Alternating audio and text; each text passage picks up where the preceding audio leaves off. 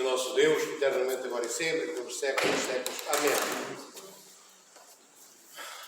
O Evangelho de hoje conta-nos mais uma história, mais uma narrativa das tantas que ao longo de cada uma das 4 perícopas do Evangelho do nosso Senhor Jesus Cristo, São Mateus, São Lucas, São Marcos, São João, nos são contadas e narradas ao longo do ano. Hoje é-nos dito que apareceram 10 leprosos, entre os quais estava um samaritano. Bem, resumindo, Cristo vê-os e diz-lhes: apresentai-vos em Jerusalém aos sacerdotes. E eles foram. E eles foram para Jerusalém para se apresentar aos sacerdotes, e eles foram sendo curados. E no final, ficaram curados mesmo. E dos 10, conta-nos a história também do Evangelho de hoje, dos 10 só um regressa e agradece a nosso Senhor Jesus Cristo. E havia, como eu vos disse inicialmente, 9 leprosos judeus e um samaritano, um apenas. E o único que volta para trás para agradecer a Cristo é precisamente o samaritano. Nenhum dos 9 judeus voltou para agradecer ao Senhor. Cristo era judeu. Os outros 9 eram judeus. O samaritano era um desajustado. Isto para dizer muito pouco relativamente ao tanto de rejeição que o samaritano tinha em função do povo de Israel. Os judeus amavam odiar os samaritanos. Era o seu hobby, o seu passatempo predileto, era odiar os samaritanos. E vejam bem, este samaritano é leproso, como os outros 9 leprosos. Ele já está dentro da cidade de Jerusalém, rodeado de judeus. Mesmo como leproso, teve o azar de estar no meio de mais 9 leprosos, não samaritanos, mas todos eles judeus. Até mesmo cheio de lepra, não era fácil para ele, o samaritano, cumprir o que Cristo lhe disse e de apresentar-vos aos sacerdotes. Este mandamento, esta ordem de Cristo, mesmo para o samaritano leproso, não era fácil de cumprir. Ele mesmo que não tivesse lepra, já era quase apedrejado pelos judeus. Os judeus não amavam mesmo os samaritanos. Bem, e vice-versa. Porque, do ponto de vista religioso, ainda que tivessem grandes proximidades, tinham grandes diferenças. Os samaritanos só respeitavam os 5 primeiros livros da Sagrada Escritura, do Antigo Testamento, que nós chamamos Pentateuco. Os primeiros 5 livros, do Gênesis, do Êxodo, Números, Levítico, Deuteronômio, são aqueles livros iniciais por onde começa a Sagrada Escritura no Antigo Testamento. Eles só tinham isso, basicamente. O resto que os judeus tinham, todos os outros livros, eles não tinham. Depois, os samaritanos tinham o seu templo no monte, o seu templo, como nós temos aqui. Eles tinham no monte Gerizim, e os judeus tinham o templo de Jerusalém, em Jerusalém. Até nisto, eles eram diferentes. Bem, isto para vos dizer que aquele samaritano tinha tudo para não cumprir o que Cristo pediu, o que Cristo indicou, o que Cristo ordenou. Ele tinha tudo para não ir a Jerusalém. Imaginem, um samaritano a apresentar-se diante do sacerdote judeu. Primeiro, os samaritanos não tinham sacerdotes, não tinham rabinos nem sacerdotes. Depois, apresentar-se ao que é samaritano diante de um sacerdote judeu, no templo dos judeus. Isto era praticamente impossível de acontecer. E o que é que faz o samaritano? O samaritano vai. O samaritano ouve o que o Senhor diz e vai. E depois tem aquilo que nós temos também de ter na nossa vida, amados irmãos e irmãs. Depois ele arrepende-se certamente de todos os seus pecados, num tempo estranho, que não era o dele. Não deve ter dialogado com os sacerdotes, claro que não, ele não tinha e não seria um com os seus, mas ele, à medida que vai andando e se adensando, indo para o interior de Jerusalém, comprar um calimáfia novo, que este faz-me dor de cabeça. Estás a ver, filho? Em inverno, sabem o que é o frio? O gelo? Encolheu.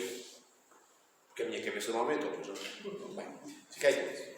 Estava eu a dizer. Bem, então, era complicado para o samaritano.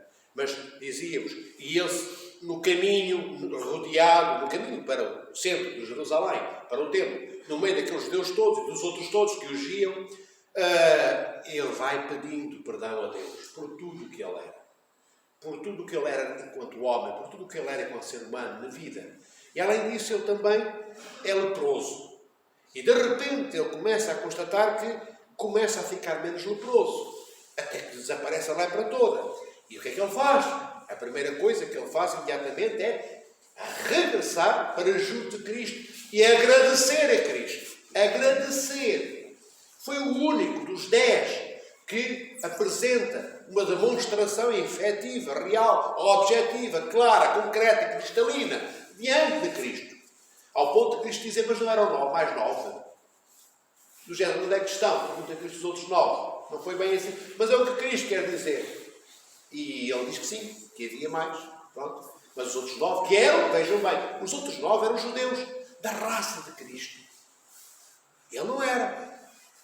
E os que eram mais próximos de Cristo, porque os judeus também, como Cristo, não voltaram para agradecer. Só aquele que era um estrangeiro voltou. E por isso depois também rejeitam a Cristo todos os membros do povo judeu. E o Senhor, tal como fez com este samaritano, que não sendo membro do povo judeu, recebeu a mesma bênção que todos os outros judeus receberam leprosos. Os outros leprosos foram curados e este samaritano, que não era judeu, também foi curado. Da mesma forma, mais tarde, o Senhor envia os seus apóstolos para evangelizarem as nações pagãs. Aqueles que eram estranhos, estrangeiros em tudo, que não tinham nenhum conhecimento do Deus de Israel. A maioria desses povos eram politeístas, animistas e coisas ainda piores do que estas, do ponto de vista religioso. E é a esses que o Evangelho, que a Boa Nova, é anunciado. Porque aqueles que foram preparados para receber a Cristo o rejeitaram, o povo judeu. E nesta rejeição da parte do povo judeu em função do Verbo encarnado, que é nosso Senhor Jesus Cristo, nosso Salvador, há uma ingratidão profunda. Ingratidão em função de tudo que nos foi anunciado ao longo de 2000 anos no Antigo Testamento. Fizeram tábua rasa, isto é, esqueceram, ignoraram tudo que os profetas e os patriarcas e o que Deus, que acompanhava o seu povo e acompanhou ao longo de 2000 anos, foi sempre lhes dizendo. Tudo isso foi ignorado. Naquilo que eu ignoro, naquilo que eu enjeito, naquilo que eu recuso, naquilo que eu não aceito, há muito de quê? De arrogância. E na arrogância há ingratidão. Na arrogância eu subestabeleço-me a mim próprio. E este samaritano não se subestabeleceu ele mesmo como medida nem parâmetro de nada.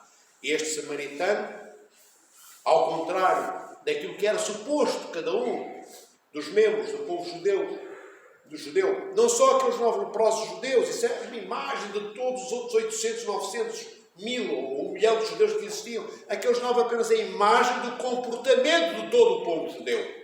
E naqueles 9, e no comportamento deles, nós podemos ver, sem margem para errarmos, que o povo judeu não era um povo grato ao seu Deus triúnico, ao Deus de Abraão, Isaac e Jacó. E é um estrangeiro que vem agradecer ao Deus que não é o Deus, enfim, era o mesmo Deus, sem dúvida. Nós dizemos, naquela época dizia-se, e hoje também se diz, Deus é o mesmo. É verdade que Deus é o mesmo. Só que eu não o amo, não o vejo, não o sinto, não o reconheço, não o entendo da mesma forma.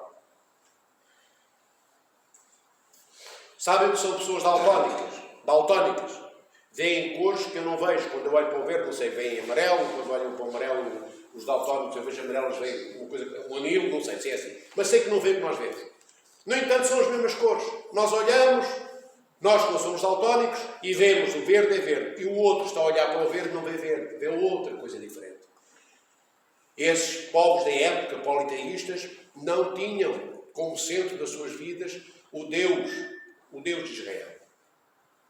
O Pai, o Filho e o Espírito Santo. Adoravam dezenas de deuses, nas suas formas mais estranhas, mais multifacetadas, mais coloridas, digamos assim.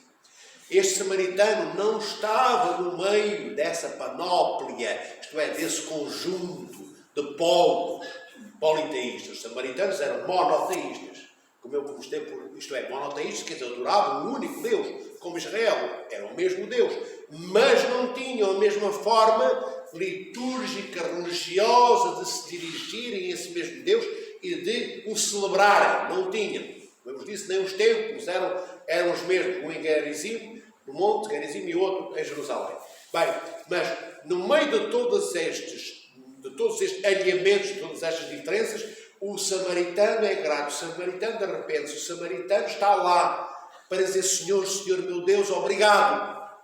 Como mais tarde, os outros povos agradecem terem sido evangelizados e agradecem aos apóstolos e agradecem aos sucessores dos apóstolos e aos sucessores dos apóstolos. Muitos deles, a maioria deles, agradecem ao Senhor: Senhor, meu Deus, obrigado por te revelaste a nós, porque os nossos antepassados, os nossos pais, avós, tetravós, trisavós, pentavós, exavós, não te conheceram e nós conhecemos. Obrigado, Senhor. Os povos pagãos, deixando de o ser, passando a ser cristãos, disseram isso, como o samaritano de hoje disse. O que é que isto tem a ver connosco no dia de hoje?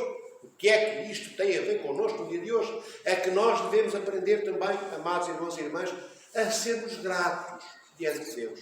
Eu sei que nós somos. Procuramos ser. Pensamos até que somos. Mas será que não poderíamos ser mais gratos a Deus? Mais disciplinadamente atentos ao tanto que Deus nos dá e se calhar às vezes ao tão pouco que nós damos a Deus. E como é que se dá a Deus? Dando aos nossos irmãos, porque Deus não precisa que eu lhe dê nada. Sempre vos digo isto, repeti-lo até ao final da minha vida. Deus não precisa de um pão meu para ser mais Deus.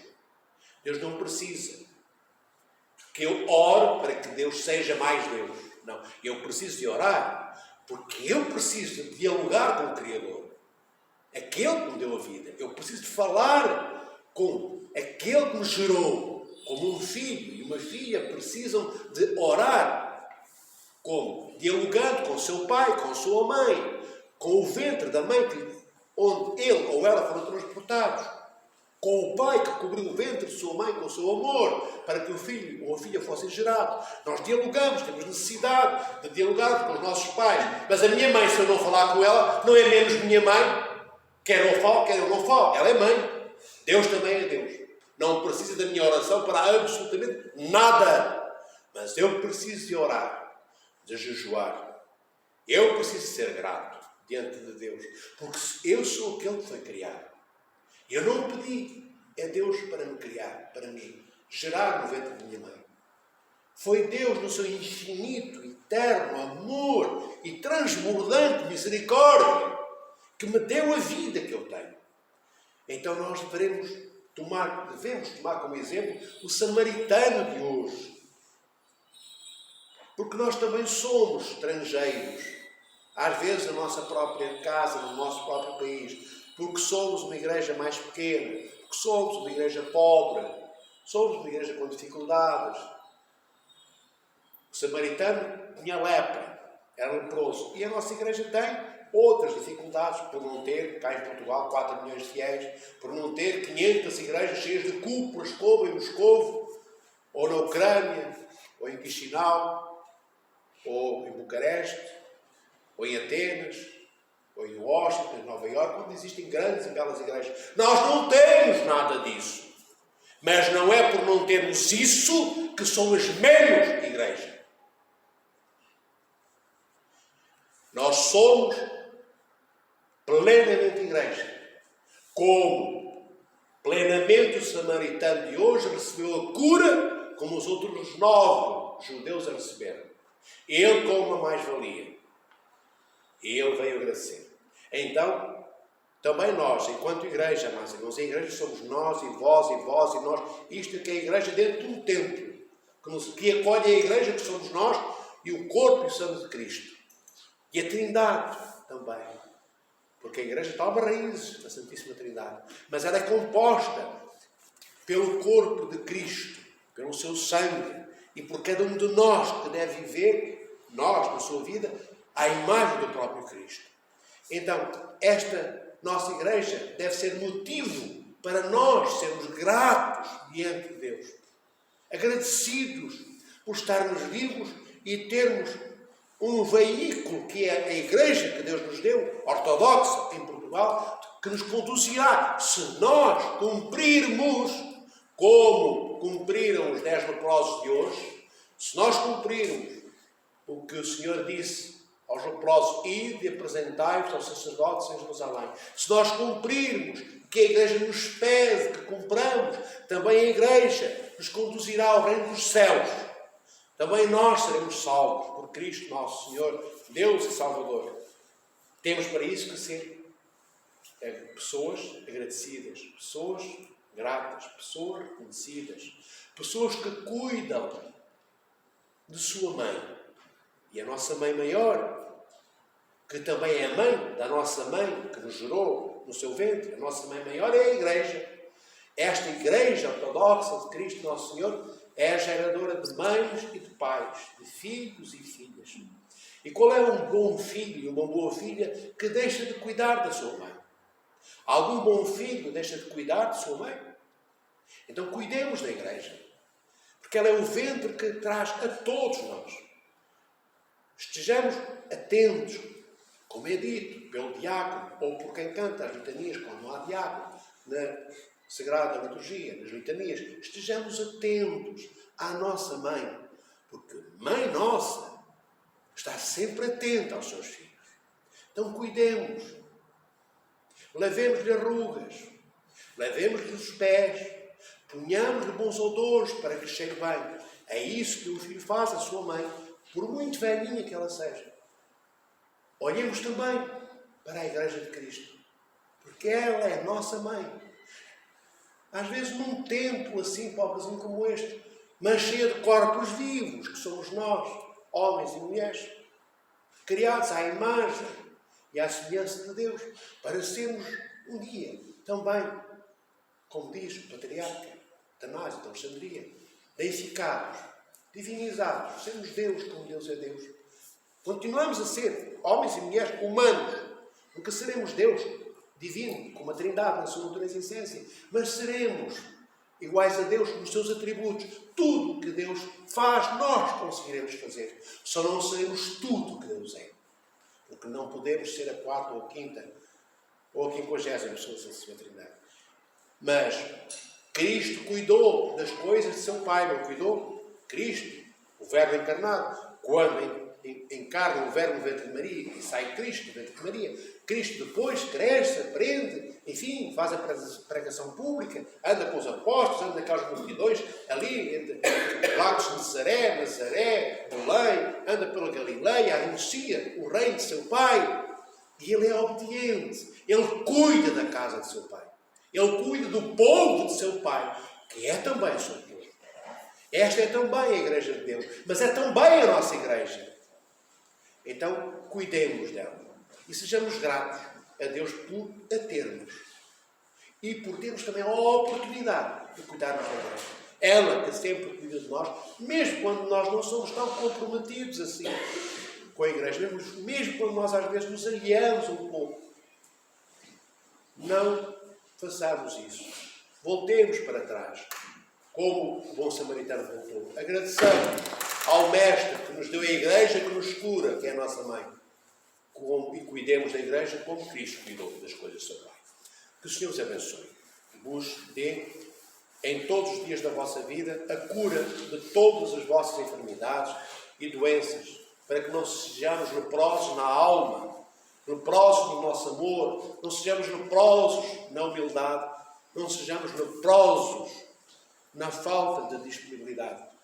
Que há vários tipos de lepra. Há aquela que corrói as carnes, faz com que os dedos e os pés caiam. e há outra lepra mais vasta que nos pode atacar também. Não deixemos que isso aconteça, é para isso que a Igreja existe. A Igreja existe para transportarmos a alegria de Deus nas nossas vidas. A Igreja existe para curar tudo e deixarmos ser os doentes e passarmos a ser aqueles que foram e hoje não são mais doentes, são curados.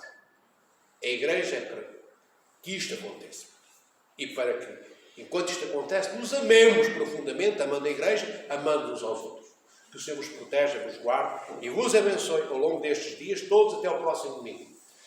Que o Senhor os proteja. Obrigado pelo vosso amor, pela vossa generosidade, pela vossa atenção para com os vossos irmãos, para com a Igreja. Que o Senhor vos proteja e guarde. E vos dê alegria e entusiasmo em cada momento de cada um dos dias das vossas vidas. Glória a ti, ó Cristo, nosso Deus e nossa esperança. Glória a ti.